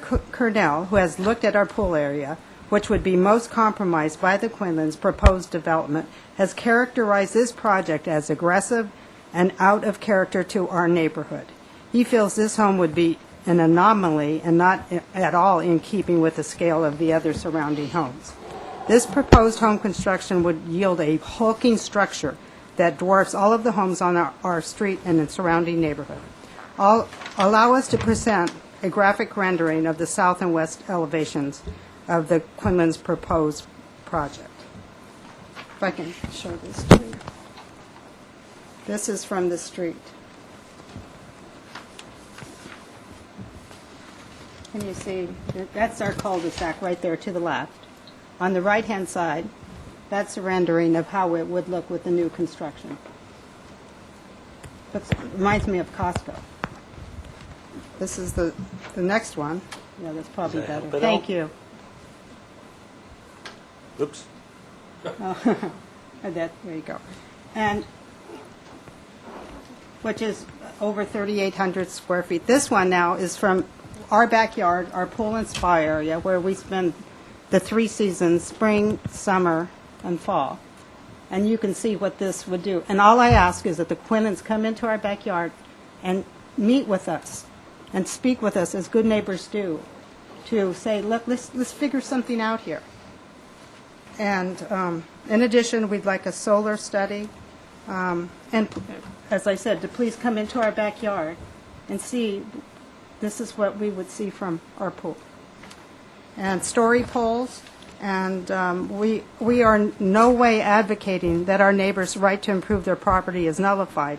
In fact, we encourage development that is thoughtful, consistent, and takes into account the neighborhood standards and continuity. And I thank you. Thank you very much. So the last speaker, this last slip I have is Steve York.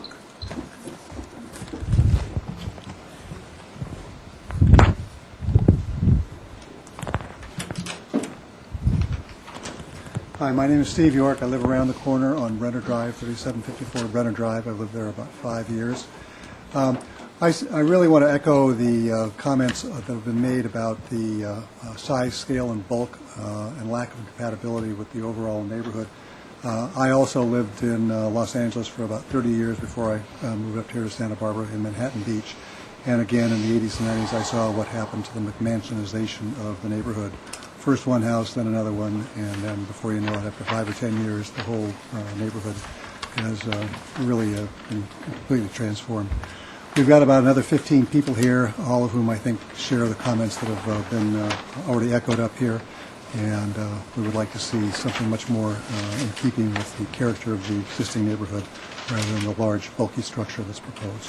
Thank you. Thank you for your comments. So, not having any more slips, I will. Michelle, is there any other letters in the file? Yeah, thank you, Mr. Chair. I just want to acknowledge a letter received from Steve York, who just spoke. Also, a letter received from Eleanor York. A letter received from Jamie Kaner. A letter received from Gloria and Carl Easter. And a letter from Jennifer Dubois. Can you? I forgot, I do have a petition signed by 43 people. Yes, and we did receive a petition received. At the time we received it was 39, and now she has 43. And Michelle, you could summarize those letters that you just responded as they have concerns about the project versus in favor? Yes, generally they're primarily concerned with the size, bulk, and scale of the proposed addition, new house at this property. Okay. So at this point, I'll close public comment, bring it back to the board for their questions. I have some questions. Mm-hmm. Are there letters of support for this project? Well, we haven't campaigned to get letters. Okay. And then solar study, is this project does this require solar study?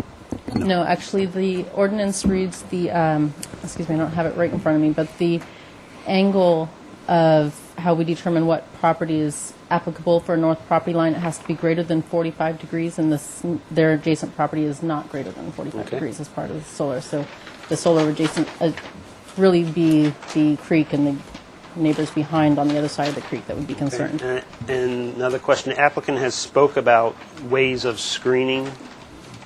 Have you shown any way of screening the property? We do have a landscape plan that was done originally.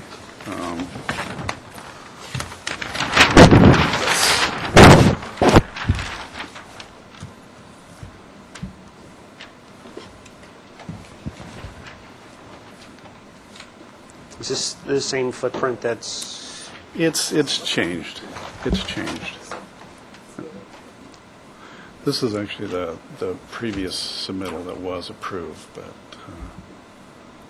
just brought that in as an example. Okay, so I'll just bring it back to the board for their questions. Mr. Chair, if I might just interject and remind the board that when you look at screening for privacy, that you have to keep in mind the ordinance currently reads that no hedges, et cetera, on a property line can exceed 8 feet in height, so don't look to plant 12 or 15-foot hedges that wouldn't be allowed per the ordinance. Mitchell, the trees are okay, though? Trees are okay? Yeah. Within a setback? Yes. The ordinance reads for fences, walls, and hedges. Right. It does not regard trees. Just wanted to make that clear to the...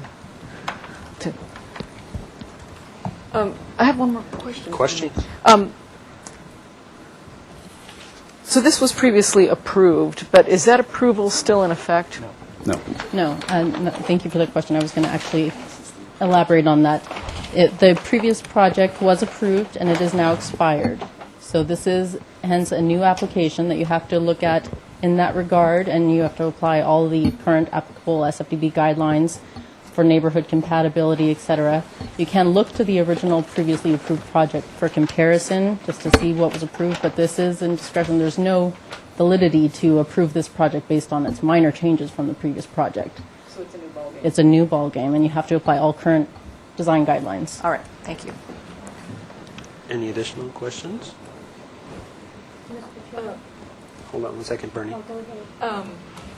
So, with your intention in rotating this building footprint, so this line here, the double line, being the one you are now proposing. Correct. Did you reduce the scale of this residence at all? No. You did not. So you're just basically slightly repositioning it. on this portion of the second floor, we did reduce it. And your upstairs was always on this side, as I recall. Yes. Yes. It was. Toward the neighbor. So you gained how many feet here by rotating the footprint? Well, now it's 15'5", but I say we gained about 4'3", something like that. Okay. to that. That's basically to the window. Okay, thank you. Bernie? My question was kind of answered by staff. I was just wondering, you know, because I know we've seen you here and we've seen this neighborhood here before. I was just wondering what the history was, but it sounds like it's all back to square one now. Okay. Jim? Yeah, I have a question. And this second floor really shoots up in a hurry. And what is the ceiling height? 10 feet downstairs? Downstairs is 10 feet. Upstairs is 8 feet. So it's 10 feet downstairs? Yes, it's 11-foot floor to floor. Okay. Brian, any questions? No questions? Okay. I have one question. Where's my question? FAR. There's been a lot of comments about the creek and how much of the property is unusable. I just wanted to hear from staff's perspective, is the FAR calculation accurate to what we need it to be?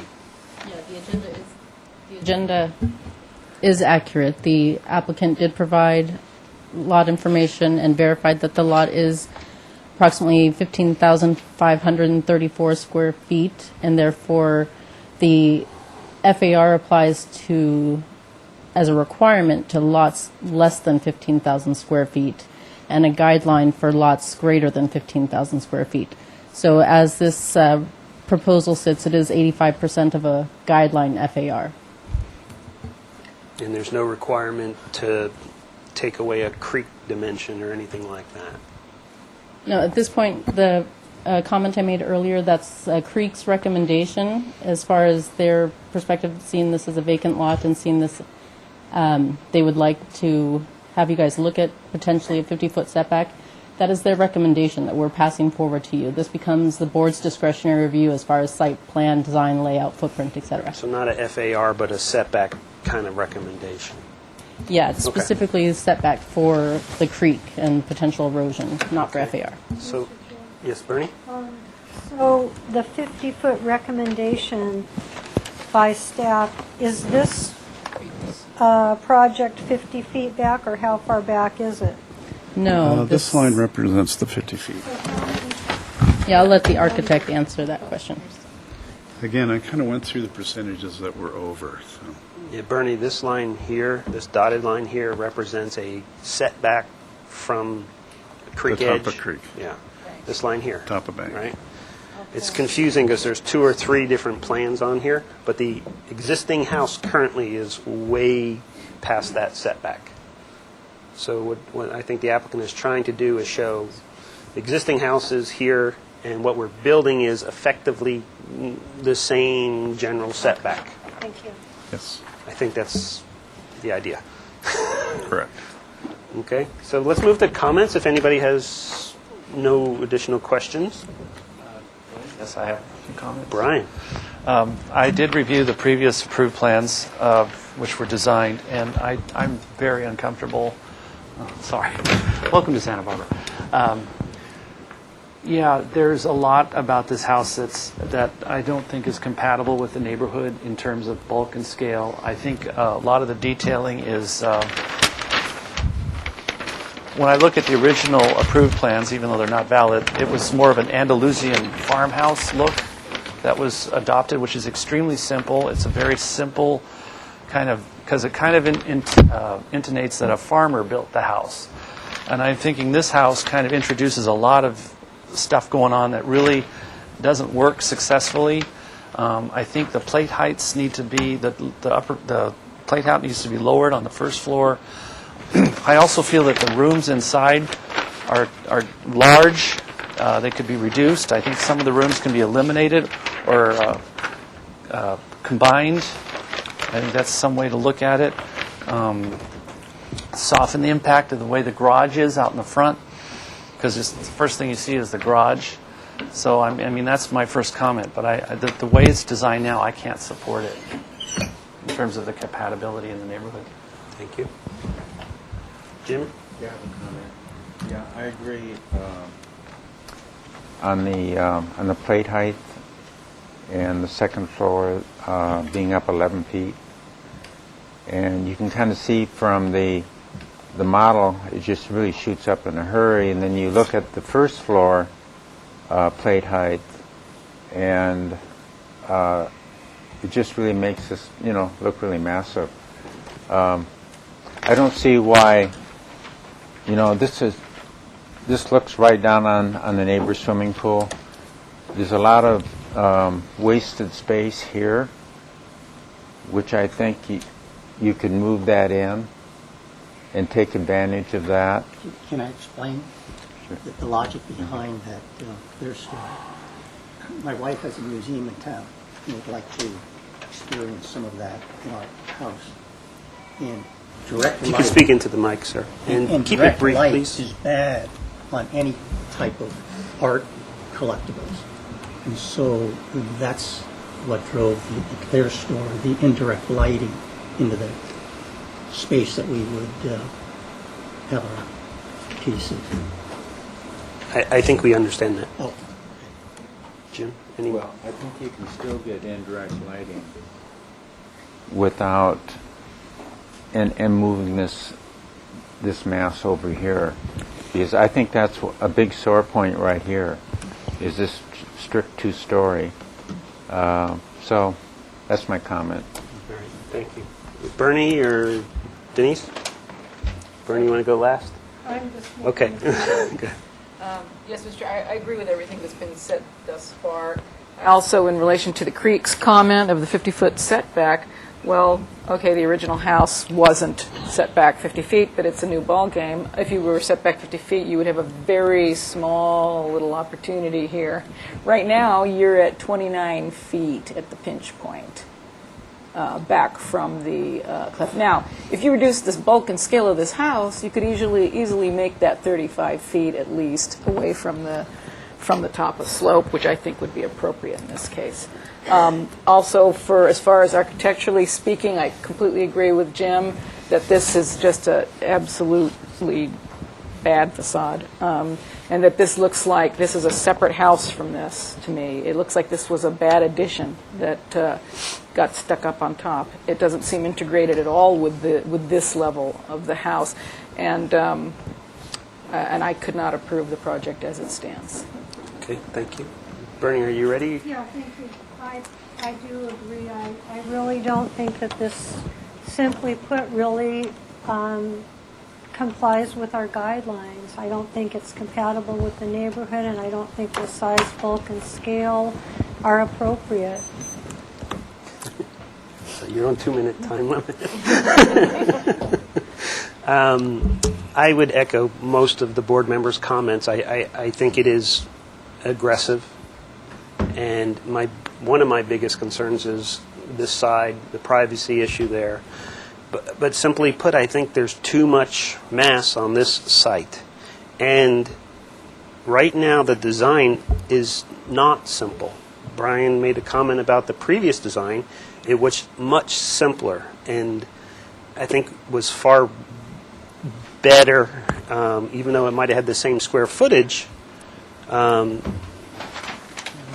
but it felt better.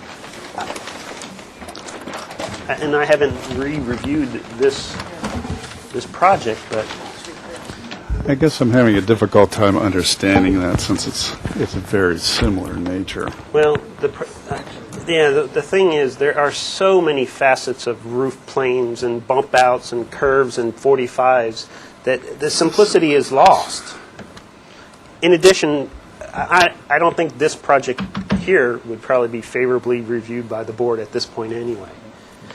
And the reason why I asked about if you had any letters of support, you've got the whole neighborhood basically here saying, we don't like this house, it just doesn't feel right. And our board was created to, make compatibility with the neighborhood. And right now I just don't think you have it. So, I almost asked the question, why do you feel like this is compatible to the neighborhood? I'd like to answer that. Go ahead. There's quite a few two-story houses that are nearby. In fact, right at the intersection of Willow Glen and whatever the street is up from this dead end. There's actually 4 two-story houses right there together. And it seems to me that just looking at the San Roque area in general, there's a lot of Spanish houses in there. The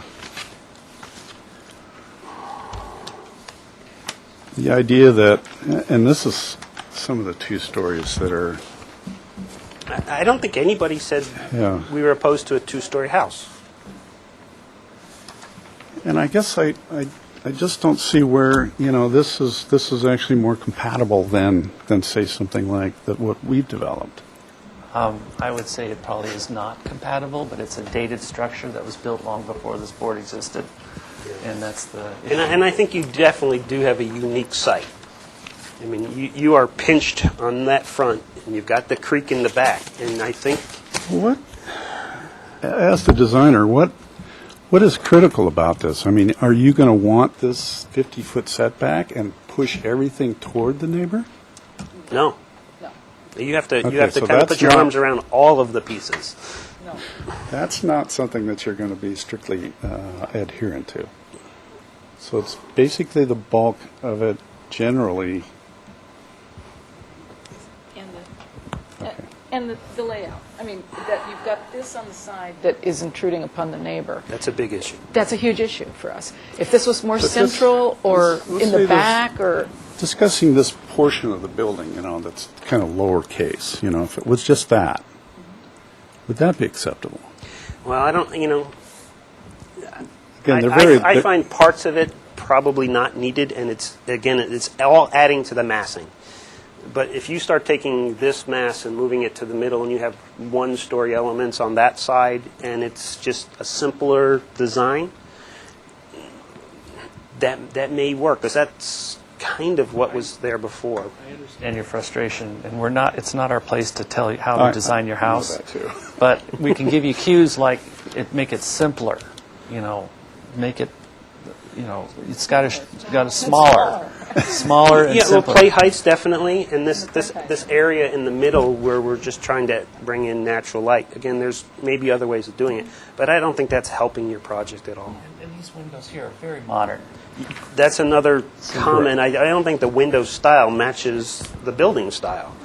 But that's so far down the road that we have to get the building on the site and the massing on the site, and I just don't think it's there. It's not there's not one person on the board that could support the design right now. If we move the 2nd story more to the center of the building, one of the concerns previously was looking down the cul-de-sac at the house, it becomes more massive, as opposed to if it's kind of shoved to the side, it's kind of... I'm not sure where that concern came from. I don't remember it. Yeah, I remember that. It's because it's too big. That's pure and simple. Yeah. It's just too big. Yes, Bernie. For a second about the neighborhood preservation ordinance. I don't know if it's clear, but our board just came into being about 3 years ago. Correct. And it was because people knew, because of the value of the land, they could knock down houses like they did in Santa Monica and Santa Cruz and build mansions, and they called it mansionization. So when you drive around the neighborhoods and look at stuff that's 10 or 15 or 20 years old that was not approved by our board, that's why we're here. And the neighborhood is your cul-de-sac is the beginning of your compatibility zone, and then you can go out from that. But when we look at the 20 closest homes, which we look at when we study the size, you're not going to get that because you're 85%, not 86%. But you're the biggest. It's a big house in a neighborhood that doesn't have a lot of houses of this scale and size and bulk. But what's interesting to me is actually I can look at the Easter's house next door, and they're taking their square footage and applying the FAR. Their FAR exceeds what this house is. So their house probably wouldn't be approved with today's guidelines. Correct. I mean, that's just the life that we're in right now. But there's no support for this project right now. So there's a couple options. I mean, we can just continue it, and you can try again. Well, let's continue it. But I would like to say something so that the audience can understand this, because obviously they're getting a one-sided view of the arguments, and that is there's a lot of talk about we setting a precedence, and we're going to see more and more of large houses appearing. That seems to be the biggest argument about having a larger house than everybody else's. That cannot happen, and that's what the audience doesn't understand. And what will prevent that is nobody in the neighborhood has a lot near the size necessary to build this much square footage. If you apply the 85% principle to any of their lots, they have to build much smaller houses. So this fear that we're going to set a precedence isn't going to have, and more importantly, it's not like we're on a busy street, on a corner. We're off on some cul-de-sac that nobody even sees. Yeah, So- but I think the issue is you are on a private cul-de-sac, and you have neighbors that enjoy that privacy. And this house isn't affording the neighbors that privacy because specifically this side. Well, that's Okay, that's a big issue that I think you're going to have to tackle. And I have no problem tackling that, but we're going to come back again, and that's not going to satisfy these folks. It's the second story, the existence of a second story. I don't care where you place it, they're not going to be. Well, you don't have to satisfy those people. We have. I mean, they can appeal it, but you have to satisfy the board. Okay, and I think we're very fair. We look at a lot of projects, and they're not easy sometimes, and there's competing arguments both ways. But right now, you don't have support on the board, so I think we're going to just continue the project indefinitely. Okay. And ask you to restudy the massing of the project, the simplicity of the project. I think that's a big factor. When you start getting 85%, the simpler the massing, the less size it looks like. I would suggest there are great books out. George Washington Smith, there are books on him, there's books that he studied, and just get yourself really enmeshed in that feel. And I mean, that's a place to start. And I would highly recommend studying this side here and looking at ways of reducing the impact on the neighbor. And the watershed. Say that again? And the watershed, perhaps, too. And if you could respect that creek even more than what was there before, that'd be great. I mean, anything you can do to say this is better than what's there before, that'll be an argument for building, towards the middle of the lot. Now, if you let us go 3 stories, we can move it in from both sides. But I won't. Yeah.